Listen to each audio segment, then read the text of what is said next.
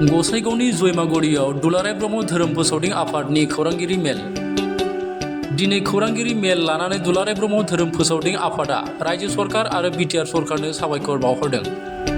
आसाम सरकारनि रुपसि बिरखं गाथोनखौ गुरुदेव कालीचरण ब्रह्म मुं दोननो फोसावनानै होनायखौ दिनै जयमागुरियाव मोनसे खौरांगिरि मेलनि गेजेरजों रायजो सरकार आरो बिटिआर सरकारनो साबायखर होदों।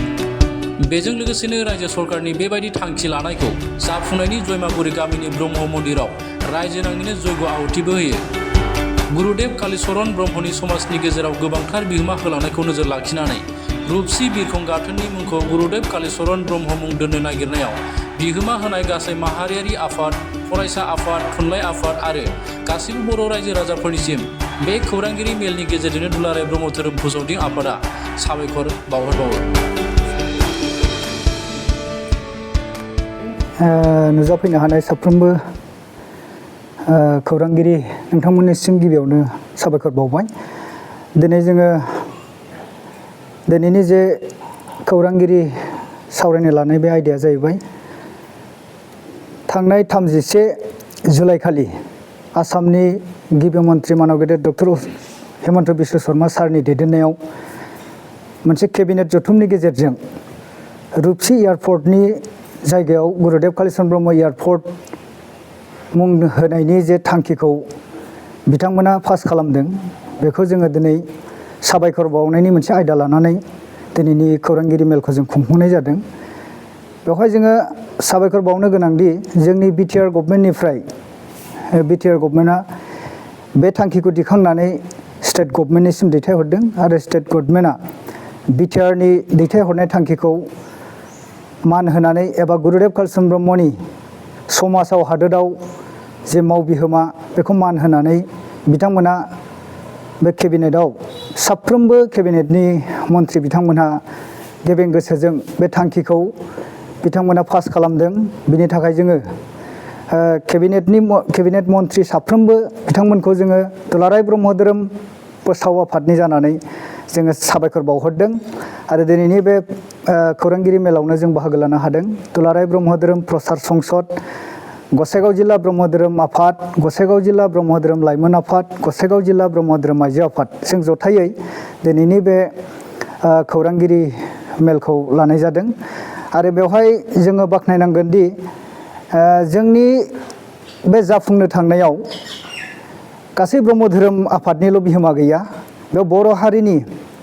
जेसेबां धोरोमारिफोर दङ, बर'नि गासै धोरोमारिफोरनि बेयाव नाजानाय दङ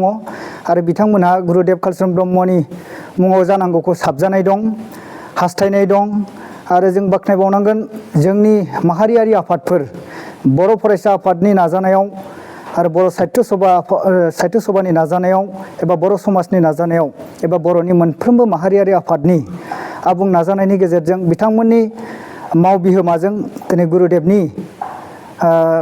मुङा जे बे रुपसि एयारपर्टआव मुं होजानो थांगासिनो दङ, बेहाय बयबो बर' रायजो राजानियानो हास्थायनाय दङ। जों मिजिंथियो बियो बयनिबो हास्थायनायनि गेजेरजों एबा मानव गेदेर आसामनि गिबि मन्त्रि डक्टर हेमन्त बिश्व शर्मा सारनि नाजानायजों, साफ्रोमबो मन्त्रिनि नाजानायजों आरो गासै एमएलए बिथांमोननि नाजानायजों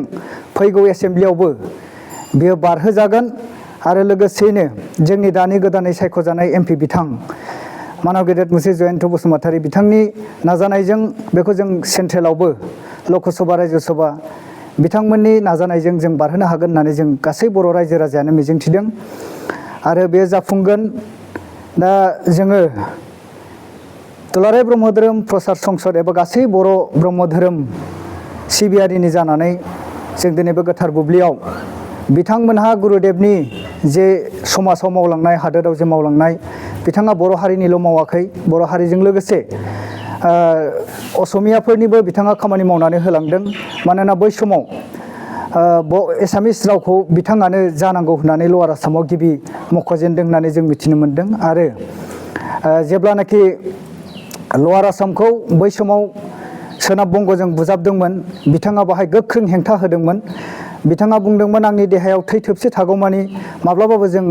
सोनाब बंग'जों बुजाबहोआ होनना बिथाङा रोखा बाथ्रा बुंनाया दिनैसिम दङ आरो बिथाङा बुंदोंमोन जे जोंनि गासैबो जानाय लोंनाय, राव, हारिमु मोनसेबो जों सोनाब बंग'जों गोरोबा गतिके जों एसामिसजोंनो गोरोबो होननानै बिथाङा बै समावनो बे रावखौ दिखांदोंमोन। बिनि थाखायनो दिनै साफ्रोमबो जोंनि आसामाव थानाय गासैबो हारिनि मेलेमजिबि बिथांमोनहा गुरुदेबखौ मोजाङै मिथिगौ होननानै जों मिथियो आरो बिथांनि माव बिहोमाखौ मोजां मिथिनायनि थाखायनो दिनै मोनफ्रोमबो जाथि जनगोष्ठीनिफ्राय गुरुदेबनि रुपसि एयारपर्टआ गुरुदेबनि मुङाव जानांगौखौ बिथांमोना बयबो हास्थायदों। दा जोंबो हास्थायदों जाफुंसारथों आरो बिदिनो गुरुदेबनि मोनफ्रोमबो साननाय मावनाय बिथांनि जे सानलांनाय बेफोर समाजाव थांनानै थाथों जों बेखौ लुबैदों। बिनि थाखायनो जोङो बर' रायजो राजानि गासैबो मददगिरि साफ्रोम आइ आफानोबो जों साबायखर बावबाय। बर' फरायसा आफादनिसिमबो जों रोजा रोजा साबायखर बावबाय। बर' साहित्य सभानिसिमबो जों रोजा रोजा साबायखर बावबाय। बर' समाजनिसिमबो जों साबायखर बावबाय आरो दुलाराय ब्रह्म धोरोमनि गासै आफादनिसिम जों साबायखर बावबाय आरो मोनफ्रोमबो बर'नि जेसेबां धोरोमारिफोर दङ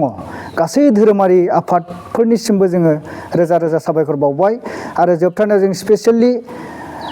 आसामनि गिबि मन्थ्रि डक्टर हेमन्त बिश्व शर्मा सारनिसिम जों रोजा रोजा साबायखर बावबाय आरो केबिनेट मन्थ्रिनि साफ्रोमबो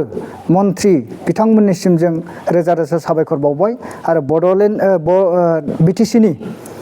चिफ मानाव गेदेर प्रमद बर' सारनिसिमबो जोङो रोजा रोजा साबायखर बावबाय। दा जों मिजिंथियो जाफुंसारथों जोंनि